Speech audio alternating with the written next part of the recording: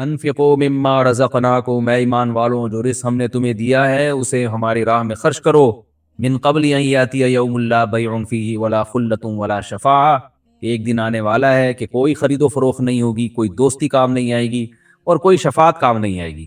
یہاں شفاعت سے مراد ہے زبردستی والی شفاعت، جو مشرکین کا عقیدہ تھا کہ ہم جن بتوں کی عبادت کرتے ہیں وہ زبردستی اللہ کے ہاں بخشوا دیں گے کیونکہ اللہ ان کی رد نہیں کر سکتا، یہ والی شفاعت مراد ہے۔ اور کافر کی شفاعت نہیں ہو سکتی۔ جو مومن کی شفاعت ہے، جو نبی صلی اللہ علیہ وسلم اور علماء اور بزرگان دین کریں گے، وہ شفاعت قرآن ہی سے ثابت ہے۔ سورہ نبا میں اللہ نے بتایا کہ وہ کیا ہے، وہ آیت ہے کہ یوم یقوم الروح والملائکۃ صفا لا یتکلمون الا من اذن له الرحمن وقال صوابا، کوئی اللہ کے سامنے بات نہیں کر سکے گا، سفارش نہیں کر سکے گا مگر جس کو اللہ اجازت دے۔ تو وہ اللہ اجازت کس کو دے گا؟ پیغمبروں کو اور اپنے ماننے والوں کو۔ اور کس کے لیے دے گا؟ وقال صوابا، اور وہ بات بھی درست کرے، یعنی جس کی شفاعت کی میں اجازت دوں انہی کی شفاعت کرے۔ کس کی اللہ اجازت دیں گے؟ صرف ایمان والوں کی۔ اور کتنی اجازت دیں گے؟ وہ اللہ قیامت میں خود اس کی حد بندی کریں گے۔ لیکن کافر کی شفاعت نہیں ہو سکتی، اور شفاعت قہری نہیں ہو سکتی کہ آپ شرک کریں اور آپ یہ سمجھیں کہ یہ جو معبود ہے یا جو بزرگ ہیں جن کی عبادت کر رہا ہوں یہ مجھے زبردستی بخشوا دیں گے اور اللہ ان کی رد نہیں کر سکتا، ایسا نہیں۔ اسی پارے میں آیت الکرسی بھی ہے، اللہ نے اپنی حمد و ثنا کی ہے، اللہ لا الہ الا هو الحی القیوم، اللہ وہ ذات ہے جس کے سوا کوئی عبادت کے لائق نہیں، زندہ ہے، ہر چیز کو تھامنے والا ہے۔ میں چونکہ اس کا لفظ بلفظ ترجمہ اس لیے کر رہا ہوں کہ آیت الکرسی بہت پڑھی جاتی ہے اور حدیث میں اس کی بہت فضیلت ہے۔ آپ صلی اللہ علیہ وسلم نے فرمایا اس سے افضل آیت پورے قرآن میں نہیں ہے۔ فرض نماز کے بعد آپ صلی اللہ علیہ وسلم نے فرمایا جو پڑھے گا اسے جنت میں جانے سے کوئی چیز نہیں روک سکتی۔ اور صحیح حدیث سے ثابت ہے کہ شیطان سے، جنات سے، جادو وغیرہ سے آیت الکرسی انسان کو بچاتی ہے۔ رات کو بھی پڑھ کے سونے کی ترغیب ہے۔ حضرت ابو ہریرہ کا مشہور واقعہ ہے، چونکہ یہ خلاصہ میں پوری تفصیل نہیں بیان کروں گا، شیطان ان کو تنگ کرتا تھا انسانی شکل میں آ کے، حضرت ابو ہریرہ نے آیت الکرسی پڑھی اور نبی نے فرمایا کہ یہ شیطان اب راستہ تمہارا چھوڑ دے گا۔ تو شیطان آیت الکرسی سے ڈرتا ہے، تو یہ رات کو بھی سوتے ہوئے پڑھنی چاہیے، دم کرنا چاہیے اس کا اپنے اوپر، اور نمازوں میں بھی اس کی پابندی کرنی چاہیے۔ یہ جو آج کل جھوٹے روحانی عاملین بنے ہوئے ہیں نا، الٹی سیدھی چیزیں بتا رہے ہوتے ہیں، ان کے پاس جانے کی ضرورت نہیں ہے۔ کسی پہ جن ہو یا کوئی ایسا مسئلہ ہو، جادو، آیت الکرسی پڑھ کے اس پہ دم کرے۔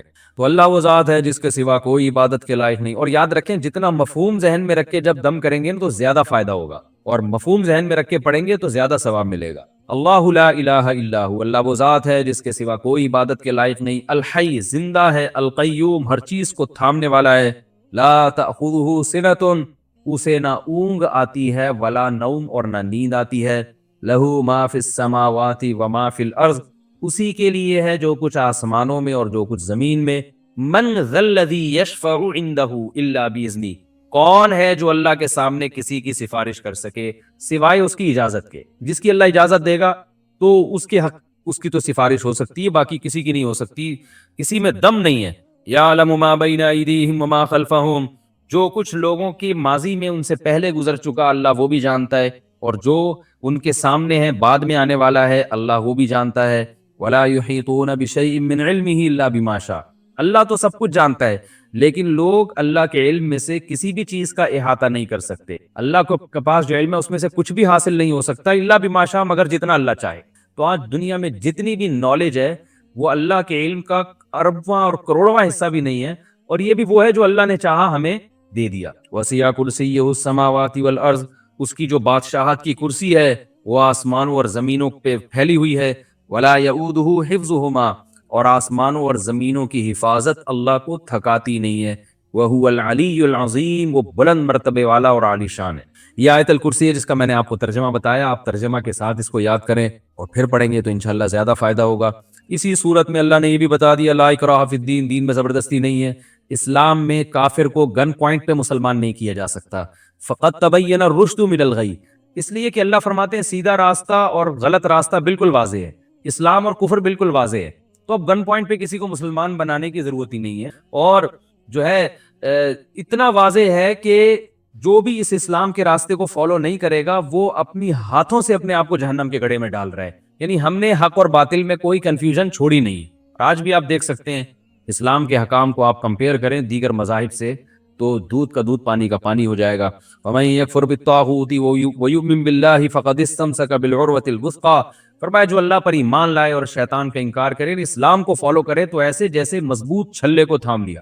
کوئی دریا میں ڈوب رہا ہو نا اور مضبوط کڑی کو تھام لے تو بچت ہو جاتی ہے.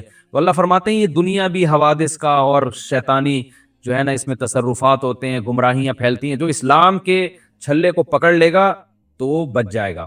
تو وہ مضبوط چھلا ہے اور مضبوط لگام ہے جس کو پکڑنے سے تمہاری حفاظت ہو جائے گی. لن فصام لہا، یہ ٹوٹنے والا نہیں. بڑی خوبصورت مثال دی. اور اللہ نے یہ بھی فرمایا اللہ ولی الذین آمنوا یخرجہم من الظلمات الی النور.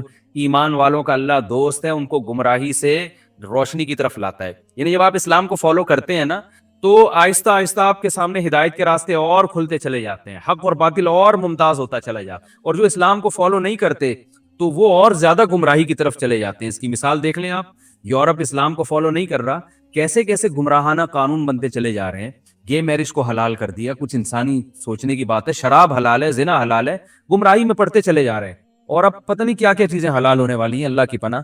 تو اللہ فرماتے ہیں ایمان والے جو ایمان کو فالو کرتے ہیں روزانہ ان کی ہدایت بڑھتی ہے، اور جو اسلام کو فالو نہیں کرتا وہ گمراہی سے گمراہی کی طرف چلے جاتے ہیں اور آئندہ اور زیادہ گمراہ ہو جائیں گے. اسی صورت میں اللہ تعالیٰ نے ابراہیم علیہ السلام کا جو نمرود سے بحث ہوئی تھی وہ بھی ذکر کی.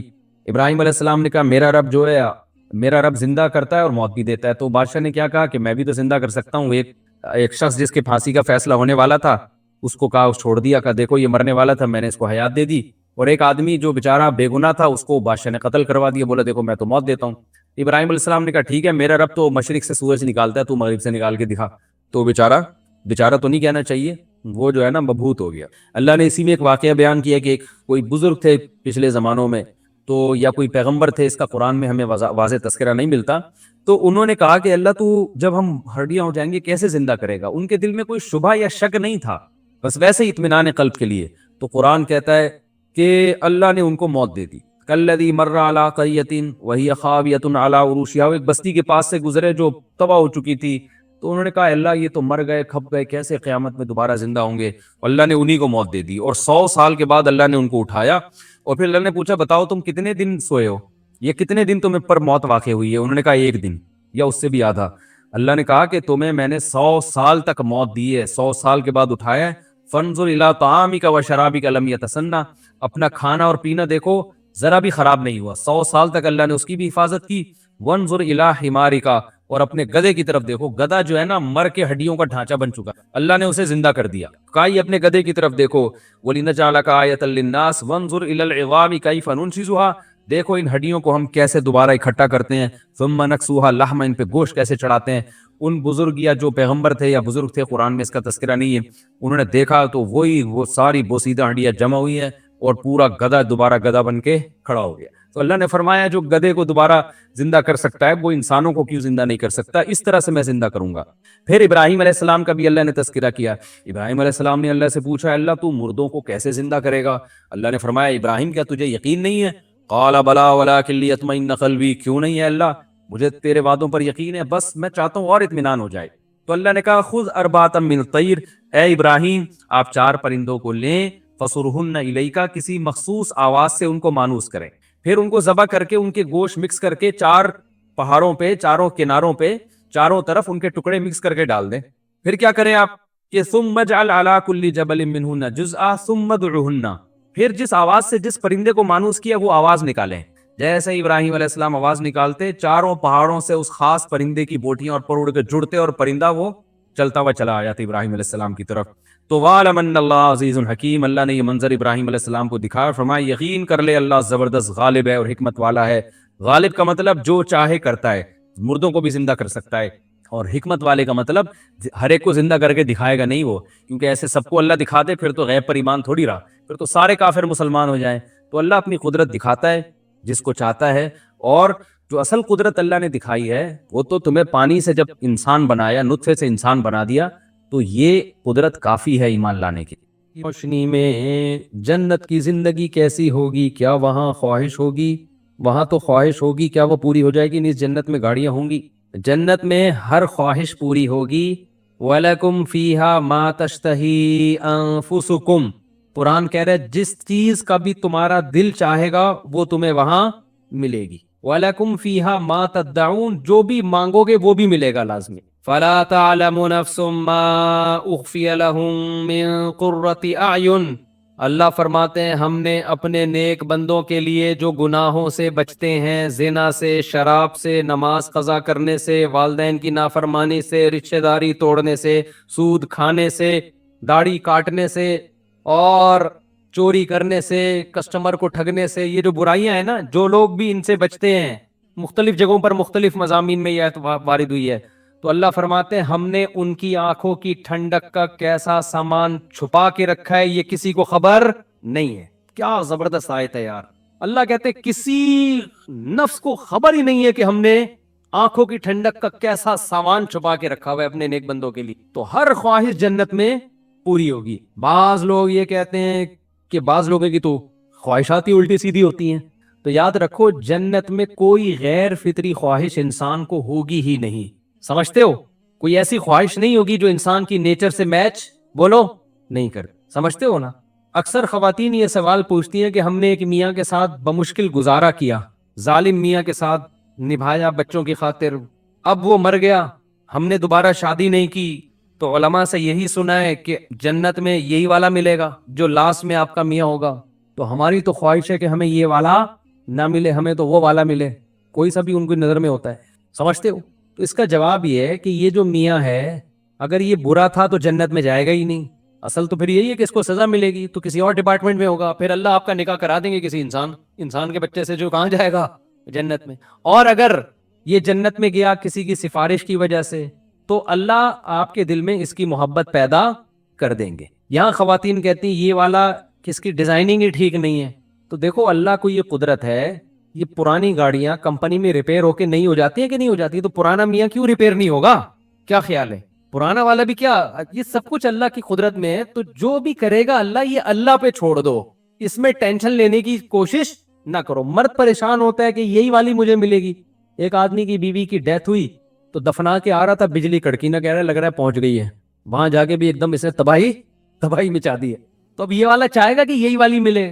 تو اب اس بحث میں پڑنا فضول ہے. جب اللہ نے کہہ دیا کہ کوئی ٹینشن نہیں ہے اور راحتیں ہی راحتیں ہیں، تو سمجھ لو کہ یہ والی ریپیئرنگ کے بعد ملے گی تمہیں، یہ وہاں جا کے کڑکے گی نہیں. کیونکہ جنت میں کوئی پھڈے بازی نہیں ہے، محبتیں ہیں. الا قیلا سلاما سلاما، ہر طرف سے سلامتی کی صدائیں ہوں گی. تو اس لیے کوشش اس کی کریں کہ جنت میں چلے جائیں. تو یہ بڑا مسئلہ نہیں کہ یہی والی ملے گی یا وہ پڑوسن ملے گی، اس کی والی مجھے مل جائے گی، میری والی اس کو. یہ اصل ٹینشن کی بات نہیں ہے، یہ ٹینشن نہ لے. یہ میری اور آپ کی ٹینشن نہیں ہے، یہ اللہ کی ذمہ داری ہے. اللہ ہم میں سے ہر شخص کی خواہش پوری کرے گا. فوکس اس کو کریں کہ اعمال ایسے کرے وہاں پہنچ جائے، پھر وہاں جا کے اللہ سے کہنا مجھے یہ والی نہیں چاہیے. تو اللہ کہے گا کہ اسی کو برداشت کرنے کی وجہ سے تو یہاں پہنچا ہے، اب تجھے یہ والی نہیں چاہیے. تو اللہ اس نفرت کو محبت سے تبدیل بھی کر سکتے ہیں. دل کس کے ہاتھ میں ہے؟ اللہ کے ہاتھ میں. تو کوشش اس کی کریں کہ پہنچ جائیں کسی طرح جنت میں. اور عورت کو بھی چاہیے کہ وفا کرے اپنے میاں کے ساتھ، آدمی کو بھی چاہیے اپنی زوجہ کے ساتھ بولو وفا کرے. شریف لوگوں کے لیے جنت ہے، بے وفاؤں کے لیے نہیں ہے. جوڑنے والوں کے لیے ہے، توڑنے والوں کے لیے نہیں ہے. تو ہاں بہت مجبوری ہو جائے پھر توڑنا، پھر اسلام نے اجازت دی ہے، لیکن وہ مجبوری آج کل ہو نہیں رہی ہے. ایویں ہی ٹوٹ رہی ذرا ذرا سی باتوں پہ رشتے. تو ابھی تو جوڑے ہیں، اللہ کو جوڑنے والا ہے. جنتیوں میں جتنے بھی جنتی ہیں اللہ نے سب کی علامات رشتے جوڑنا بتایا ہے، توڑنا نہیں بتایا. تو رشتوں میں میاں بیوی کا بھی تو رشتہ ہے کہ نہیں ہے، ماں باپ کا رشتہ، اولاد کا رشتہ، بہن بھائیوں کے رشتوں کو جوڑتے ہیں، توڑتے نہیں ہیں. اور گرل فرینڈ کا جو رشتہ ہے نا، یاد رکھو اس کے جوڑنے کا کوئی ثواب اسلام میں نہیں ہے. غیر مسلموں میں گرل فرینڈ کا کلچر ان کے کلچر کا حصہ بن چکا ہے. اسی وجہ سے یہ چیز مسلم سوسائٹی میں بھی امپورٹ ہو رہی ہے. خوب سمجھ لو سب سے غلیظ اور گندا اور پلید اور ناپاک اور گوبر والا رشتہ بوائے فرینڈ اور گرل فرینڈ کا رشتہ ہے. یہ اتنا غلیظ رشتہ کسی کو بتاتے ہوئے نا شرمایا کرو کہ میری گرل فرینڈ ہے. یہ ناپاک رشتہ ہے، اس محبت پہ کوئی ثواب نہیں ملتا. ان کا فزیکل ریلیشن ہوا، 4 گواہوں سے ثابت ہو گیا ان کمبختوں نے زنا کیا ہے، تو اسلام کہتا ہے ان کو کوڑے مارو. شادی شدہ نے گرل فرینڈ رکھی ہوئی ہے، اسلام کیا کہتا ہے، حکومت کو کہتا ہے آپ نہ یہ کام کریں کہ اس کو زمین میں گاڑ کے پتھروں سے مار کے ہلاک کر دو. اور کنوارا یہ کام کرتا ہے, گرل فرینڈ رکھتا ہے, تو اسلام کیا کہتا ہے, چوک پہ 100 کوڑے مارو اس کو. اتنا غلیظ, اتنا گندا, اتنا پلید رشتہ کس کا؟ گرل فرینڈ اور بوائے فرینڈ کا. غیر مسلموں میں فخر ہے, پوچھتے آپ کی کوئی گرل فرینڈ ہے تو اس کو یہ تحفہ دیں. آپ زمین میں گڑ جایا کرو یہ بتاتے ہوئے کہ میری کوئی گرل فرینڈ ہے. نہیں یاری میرا خیال بات سمجھ میں. گرل فرینڈ سے رشتہ جوڑو گے, خدا کی نظر میں ناپاک اور پلید بن جاؤ گے, زانی کہلاؤ گے. بیوی سے جتنا قریب ہوگے اللہ کی نظر میں اتنے ہی مبارک اور مقدس بن جاؤ گے.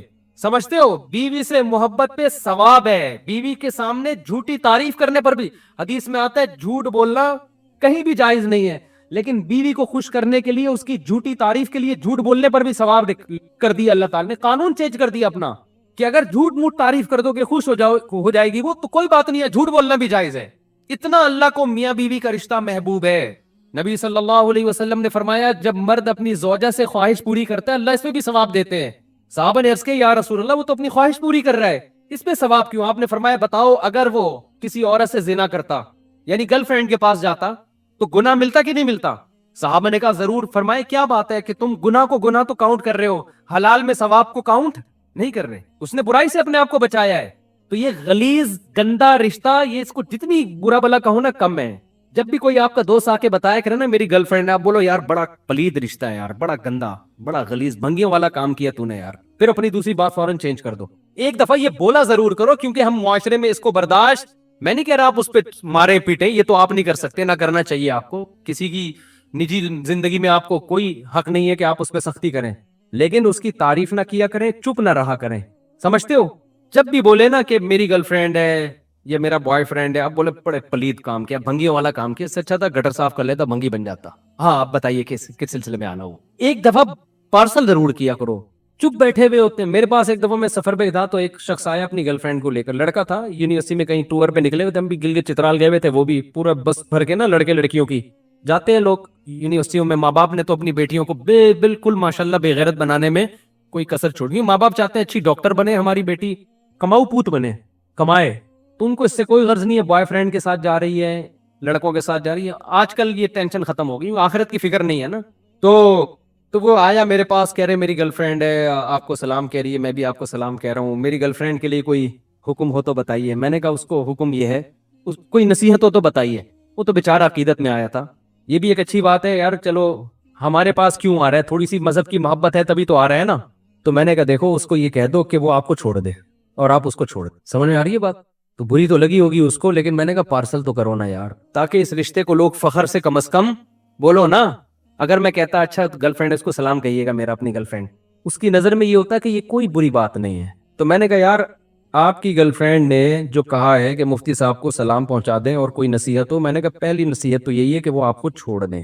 اس سے آگے میں نہیں بڑھا کہ بھنگی چمار, یہ اس لیے نہیں بڑھا کہ یہ موقع نہیں تھا, کیونکہ وہ عقیدت محبت میں جب ایک آ رہا ہو نا تو پھر بھنگی چمار نہیں کہا جاتا اس کو, ٹھیک ہے نا. آپ کے تو عقیدت محبت میں نہیں, وہ ویسے ہی آ رہا ہے سلام دعا کے لیے, لیکن یہ بھنگیوں چماروں والا رشتہ ہے, یہ عزت داروں والا رشتہ. بولو. پھر مجھے بعد میں فوراً ایک دم بعض دفعہ ایمرجنسی میں کوئی بات ہوتی ہے نا, تو بعد میں مجھے خیال آیا کہ مجھے ایک جملہ ایڈ کر لینا چاہیے تھا کہ اگر اسی کے ساتھ رہنا ہے تو نکاح کر لو, اور آ جاؤ میں نکاح پڑھا دیتا ہوں یہیں پہ. ہمارے ساتھ اور بھی 2-3 علماء تھے, تو مجھے یہ خیال ہونا بعد میں خیال ہے کہ یار میں نے بڑا چانس مس کر دیا. میں ان سے کہتا, اس کی گرل فرینڈ سے بھی, اس کو بھی کہتا کہ اس پلید رشتے کو ایک جائز رشتے میں فوراً تبدیل کر لو, کوئی ٹینشن کی بات نہیں. ابھی دونوں آ جاؤ, گواہ بیٹھے ہوئے, ابھی نکاح پڑھا کے اس رشتے کو کیا کر دیتا ہوں, ایک جائز ہے, میاں بیوی بن جاؤ گے.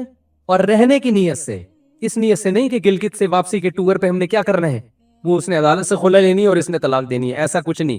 رہ لو یار, کیا جا رہا ہے یار تمہارا, کتنا آسان ہے. ابھی بھی تو گھوم ہی رہے ہو نا, میاں بیوی بن کے گھومو, لائف کو انجوائے کرو اور رہنے کی نیت سے. لیکن وہ جب بات آئے گی اوڑے ایکچولی رخصتی کیسے ہوگی, ایکچولی ابھی ایجوکیشن اور ٹوپی ڈرامے بکواسات شروع ہو جائیں گے, فوراً ایک لمبی کہانی شروع ہو جائے گی. اور میں ایسی لڑکیوں کو جو بوائے فرینڈ کے ساتھ گلگت کے ٹور پہ نکلی ہوئی ہے, یہ بھی مشورہ نہیں دیتا کہ اپنی اماں سے پوچھو. اصولی طور پر تو لڑکی کو چاہیے شادی سے پہلے اپنے ماں باپ سے پوچھے. میں کبھی ایسی شادی نہیں کراتا کہ لڑکی کو میں باپ سے پوچھے بغیر اس کا کہیں نکاح پڑھا دوں. لیکن جب تو گھر سے نکل گئی ہے, یہاں ابا کو بتا کے ابا نے اس سے نہیں روکا, اس کا مطلب ابا شادی سے روکنے کا تو اب ابا نے حق اپنا خود ہی ختم کر دیا ہے. جب تم ایک بوائے فرینڈ کے ساتھ راتیں ہوٹل میں گزار رہی ہو, یہ کام ابا سے پوچھ کے کیا اس نے, کیا ہو گیا, तो अब मैं उसके अब्बा से पूछ के इसका निकाह कराऊंगा? तो मैं तो कराऊंगा उसका निकाह कि भाई ये यहां तक आ गई, अब्बा आपसे पूछे बगैर, आप रोकते तो रुक नहीं सकती थी, या आपने रोका ही नहीं, इसका मतलब आपने इसको जिना की अथॉरिटी दे दी है, तो फिर मैं इसका आपसे पूछे बगैर निकाह पढ़ाऊंगा। समझ में आ रही बात? फिर अब्बा कल कहेंगे ना कि आपने हमारा निकाह क्यों पढ़ा, मैं बोलूंगा दोनों घूम रहे थे, रातें गुजार रहे थे इकट्ठे, इस बुराई से रोकने के लिए हमने क्या किया है, इनका निकाह पढ़ाती हूँ। कहेंगे आप कौन होते हो मेरी बेटी का निकाह पढ़ाने वाले? तो मैं उससे कहूंगा आप इस बच्ची के बाप बाद में हो, इस बच्ची का हक पहले अल्लाह से क्या है, बोलो ना, अल्लाह का रिश्ता पहले मुकद्दस है, अल्लाह इस बुराई को पसंद नहीं करता, तो अल्लाह ने मुझे ये अथॉरिटी दी है कि आपकी विलायत निकाह के मामले में इस पे साकित हो चुकी है, आप इसके वली शादी ब्याह के मामले में रहे नहीं हो। समझते हो कि नहीं समझते? तो मुझे खुदा ने इजाजत दी है कि मैं इनका निकाह पढ़ा दूं आपसे पूछे बगैर, क्योंकि ये काम के लिए भी तो वली की इजाजत चाहिए थी ना, तो वली के लिए जायज था इजाजत दे देता कि अबे निकाह के लिए जब वली की इजाजत जरूरी है तो क्या बॉयफ्रेंड बनाने के लिए जरूरी नहीं है? और वली के लिए जायज है कि उसको इजाजत दे? तो जिस वली ने अपनी बेटी को बॉयफ्रेंड रखने की इजाजत दे दी है, तो वो उसको शोहर बनाने से कैसे रोक सकता है? नहीं आ रही खोपड़ी में तो जो चल रहे हो चलते रहो बैठ के। बल असल बात में ये कर रहा था, जब कोई बताया मेरी गर्लफ्रेंड है तो बोला यार बड़ा गंदा भंगियों वाला काम किया, और सलाह ये कैसे आना हुआ, फौरन मौजूद चेंज कर दो, क्योंकि फिर वो बरसेगा आपके ऊपर, तू कौन होता है मुझे रोकने वाला। तो एक दफा ये पार्सल कर दिया करो, ताकि उसको शायद उसके जमीर जाग जाए कि मैं कोई अच्छा काम नहीं कर रहा, शायद अप्रिशिएट ना किया करो।